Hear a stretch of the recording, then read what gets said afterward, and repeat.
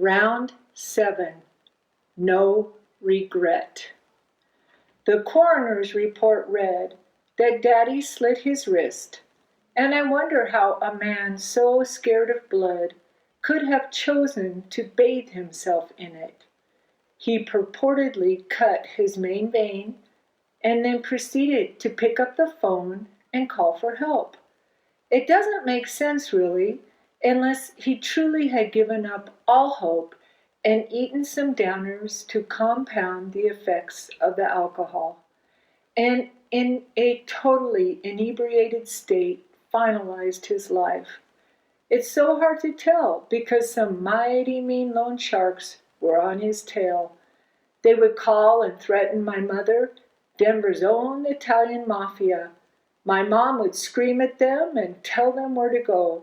So who knows if they came and murdered my incapacitated dad, or if he miraculously slit his vein and then picked up the phone. All I know is that he still came by to see his children up until the last, begging Mom to let him come home to his family. But my mother really had no choice. She'd been cleaning up after this alcoholic for a lot of years, and when she was forced to sell the house in Littleton and buy the red brick Denver bungalow, life had been pared down to a mode of survival. The big white house on top of the hill in the spanking fresh suburban neighborhood that my daddy helped to build hadn't cured his ills. The White House was a symbol of his success, a pure and concrete manifestation of attending night school on top of full working days. The dream had vanished with the jugs of alcohol he consumed, and my mother was left with her 5 children over which to brood.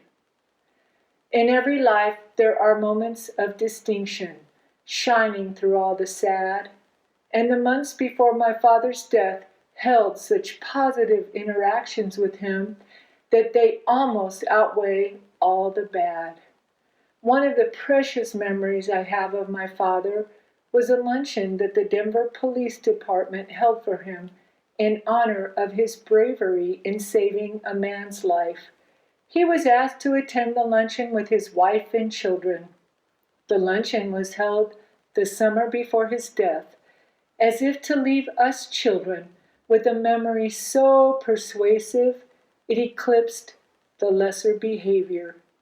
He was an honorable king, just like Arthur.